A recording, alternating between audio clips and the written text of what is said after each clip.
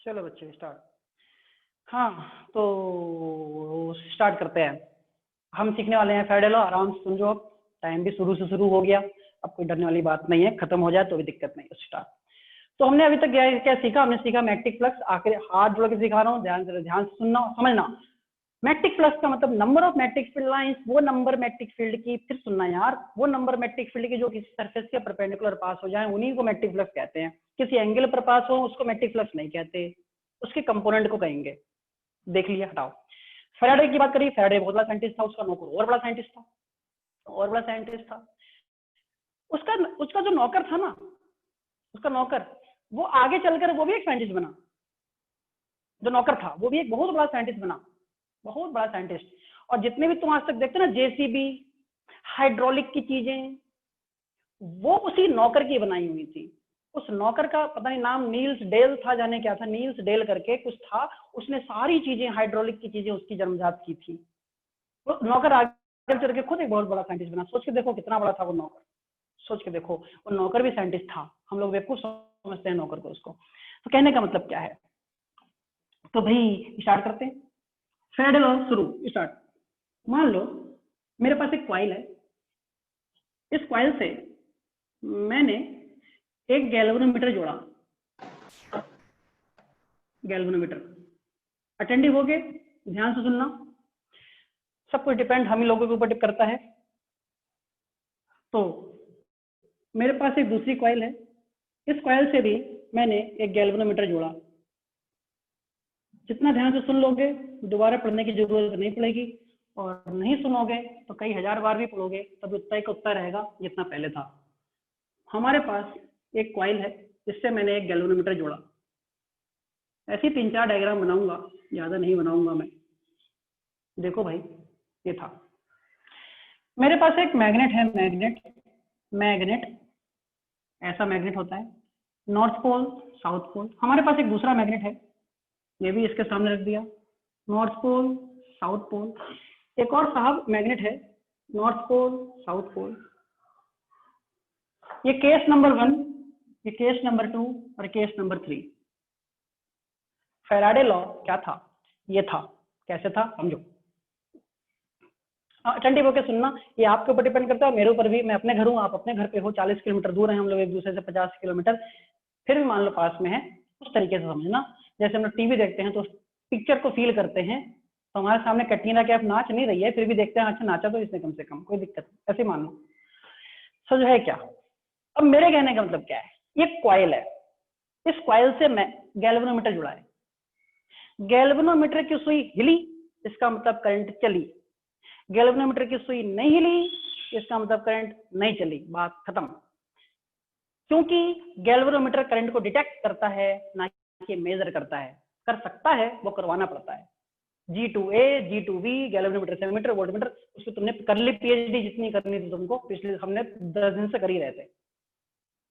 तो गैल्वेनोमीटर अगर की सुई हिली तो करंट इस कॉइल में चली, सुई नहीं हिली तो करंट नहीं चली। बात खत्म। स्टार्ट। ये मैग्नेट रेस्ट में है, ये मैग्नेट रेस्ट में है, रुका हुआ है, रुका हुआ है।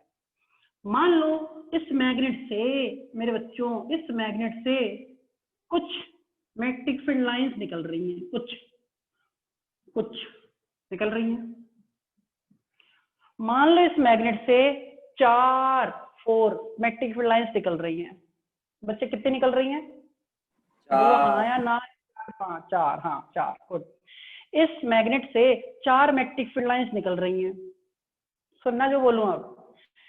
मान लो इस समय बज रहा है 3 PM।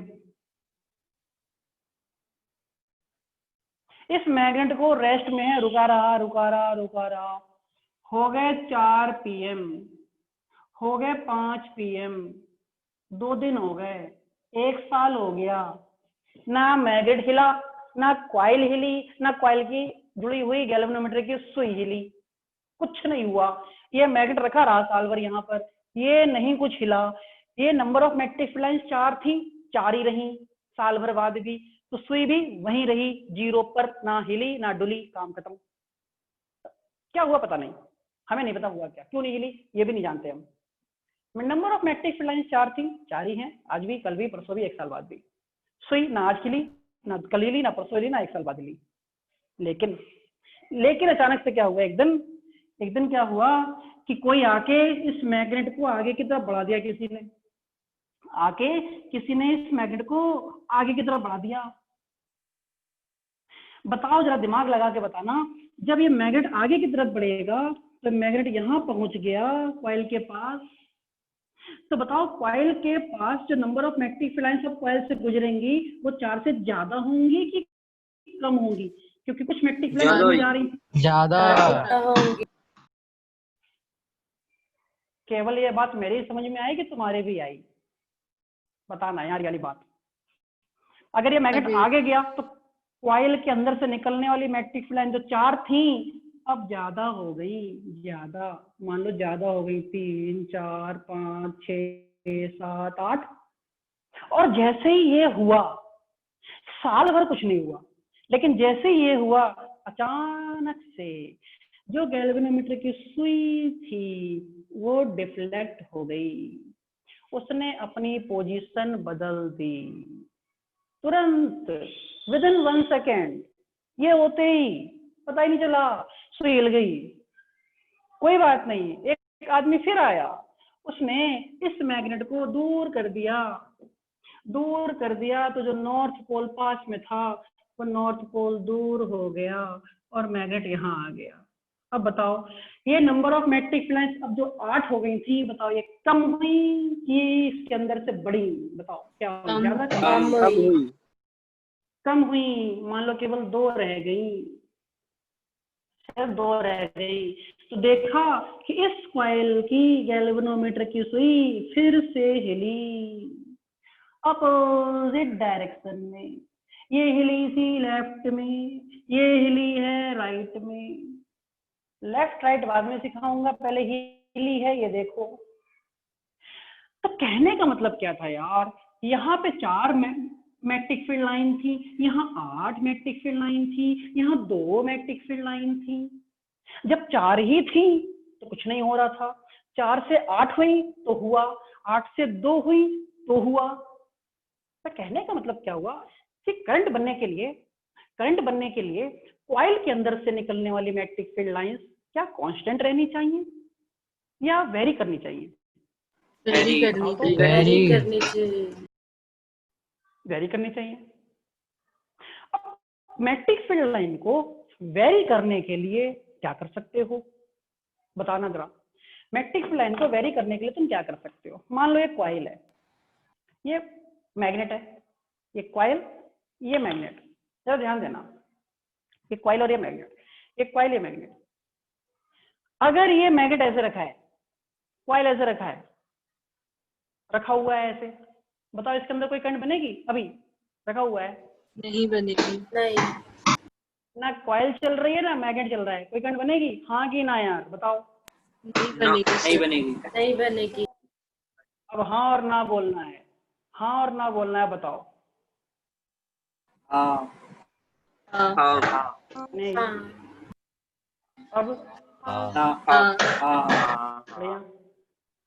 तो अब मैग्नेट को रोक दिया मैंने, कॉइल चला रहा हूँ, भैया बनेगी नहीं बनेगी?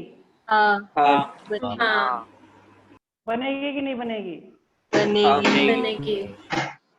अब चौथा तरीका देखो, चौथा तरीका देखना। अब दिमाग लगाना जरा, अब बताओ बनेगी कि नहीं बनेगी? नहीं बनेगी। बताओ बनेगी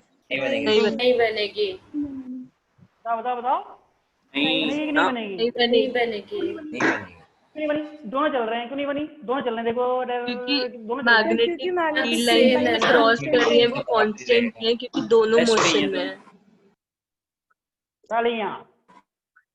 कहने का मतलब ये है कि अगर दोनों साथ साथ एक ही स्पीड से चल रही हैं तो करंट नहीं बनेगी, क्योंकि मैग्नेट से निकलने वाली number of magnetic field line में कोई बदलाव हो ही कहाँ रहा है भैया, वो तो तियां जितनी थी।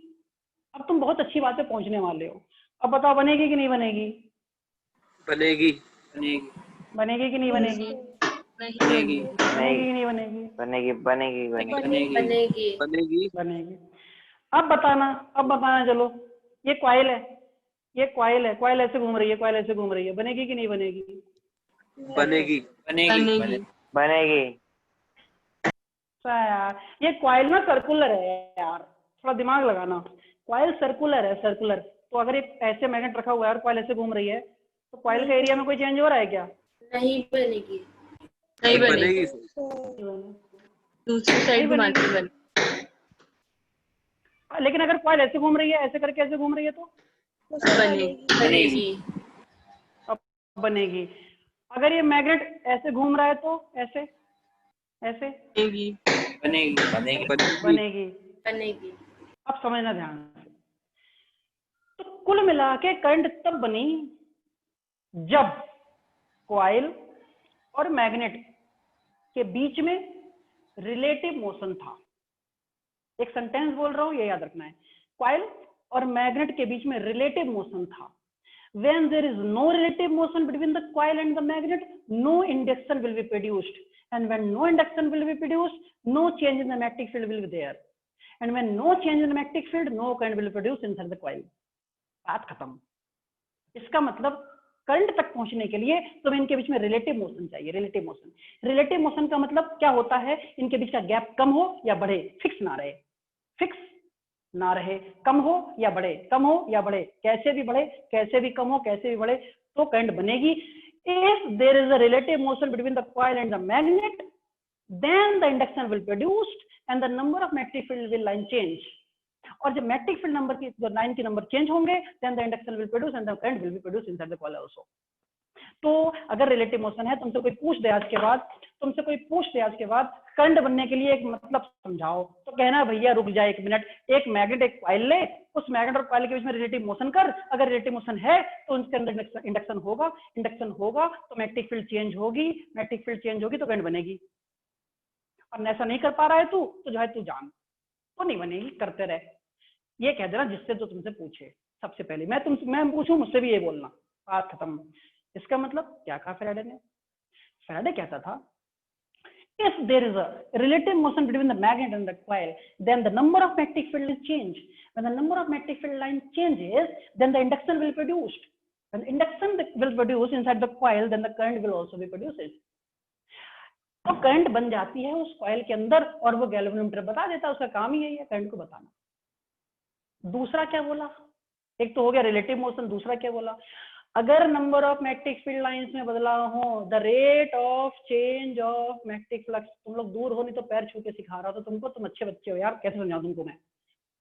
फिर सुनना, सेंटेंस सुनना, sentence. The rate of change of magnetic flux, the rate of, rate का मतलब टाइम, टाइम के साथ किसी कॉइल में, टाइम के साथ किसी कॉइल में, टाइम के साथ किसी कॉइल में अगर number of magnetic field line में चेंज हो रहा है, फ्लक्स में बदलाव हो रहा है, तो भी इंड्यूस करंट बनती है, तो भी फैराडे लॉ लगता है, तो भी करंट पैदा होती है। तो करंट दो तरीके से पैदा हुई, या तो कॉइल और मैग्नेट के बीच में रिलेटिव मोशन कर दो, और अगर रिलेटिव मोशन कर दोगे तो फ्लक्स में चेंज होगा, और फ्लक्स में चेंज होगा तो करंट पैदा होगी। बात खत्म। इसको रिप्रेजेंट कैसे करें उसको देखना जरा ध्यान से। तो होता क्या है, मान लो पहले फ्लक्स है φ1 शुरू में, जब टाइम t1 इक्वल टू 0 है। कुछ टाइम बाद जब time t2 equal to t हो गया, तो नया वाला फ्लक्स हो गया φ2। नया फ्लक्स कितना हो गया? φ2। समझना, शुरू में फ्लक्स φ1, बाद का फ्लक्स φ2। शुरू में टाइम t1, बाद का फ्लक्स t2। चेंज होने की वजह से इस कॉइल के अंदर बनी एक वोल्टेज, उस वोल्टेज को शो करते हैं ई से, ईएमएफ से। इस कॉइल के अंदर बनी एक ईएमएफ। जो वोल्टेज बनता है वो directly proportional to change in flux होता है। चेंज इन फ्लक्स होता है, मतलब E directly proportional to φ2 minus φ1 होता है। Change in flux final minus initial. जो वोल्टेज बनता है वो इनवर्सली प्रोपोर्शनल टू टाइम होता है। टाइम का वो भी क्या? Change, time change. इसका मतलब E inversely proportional to 1/T2 minus T1 होता है। इनको और इसको मिला दो तो E प्रोपोर्शनल टू बेटा φ2 माइनस φ1/T2 माइनस T1 होता है। चीजों को समझना, इसका मतलब जो E proportional to phi2 minus phi1 को मैं लिखता हूँ delta phi, T2 minus T1 को मैं लिखता हूँ delta T, difference.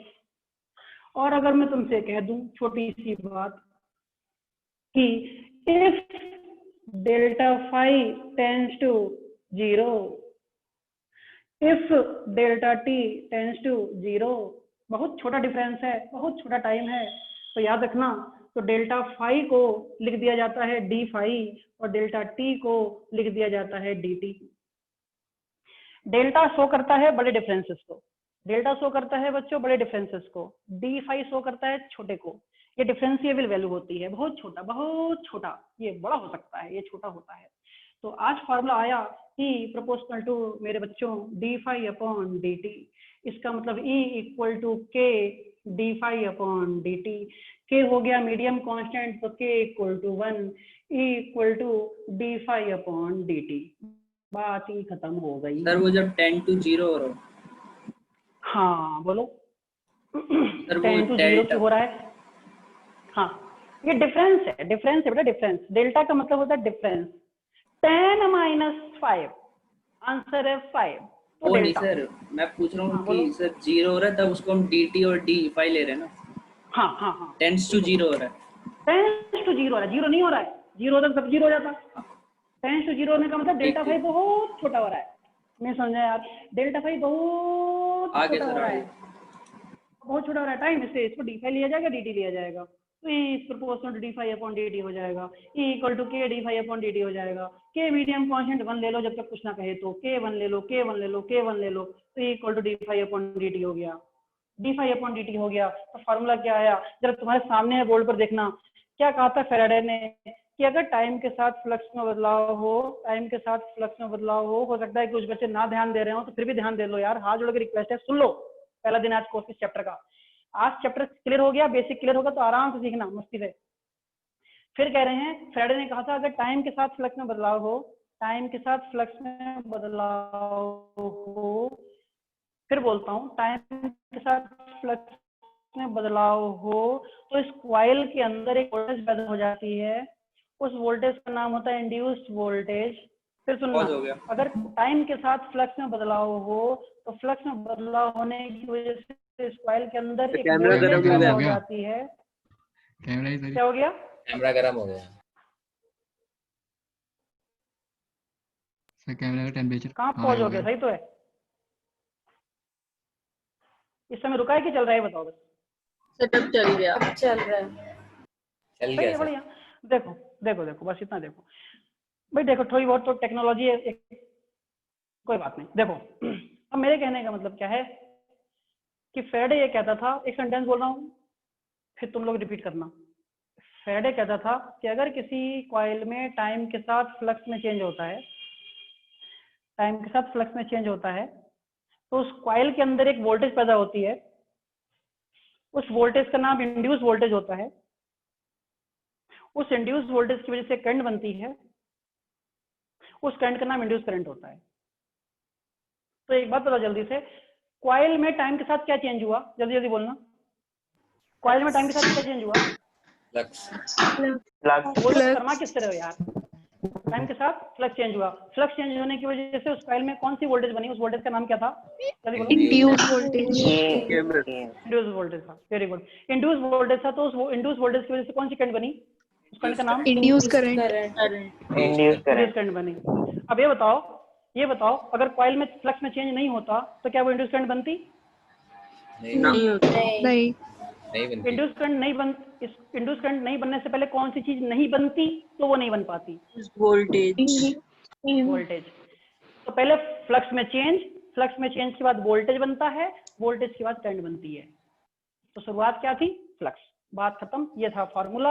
E is proportional to, depend करता है चेंज इन फ्लक्स के ऊपर, वोल्टेज डिपेंड करता है चेंज इन फ्लक्स के ऊपर, वोल्टेज डिपेंड करता है टाइम के ऊपर। इनवर्सली रट लो भैया, रट लो, आज ही रट लो इसको, कब रटोगे? तो E proportional to change in flux मतलब phi2 minus phi1, इसका मतलब E is inversely proportional to time T2 minus T1, E proportional to phi2 minus phi1 upon T2 minus T1, E is equal to कितना? के delta phi upon delta T. अगर delta phi बहुत छोटा, delta T बहुत छोटा, इसका मतलब delta phi को डी फाई, डेल्टा टी को डी टी, इसलिए E इक्वल टू के D phi upon D T. के है मीडियम कांस्टेंट, मैं भी जानता हूँ, तुम भी जानते हो, के की वैल्यू 1, इसलिए E इक्वल टू बेटा D phi upon D T. बात खत्म। इसी फार्मूला को कहते हैं Faraday's formula for magnetic flux, Faraday's formula for induced EMF, Faraday's formula for induced current.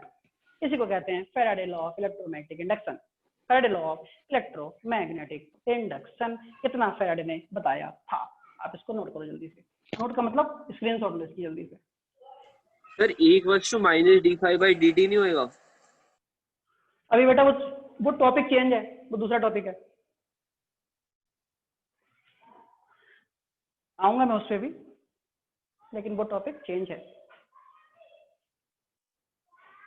सही है, स्क्रीनशॉट ले लिया इसका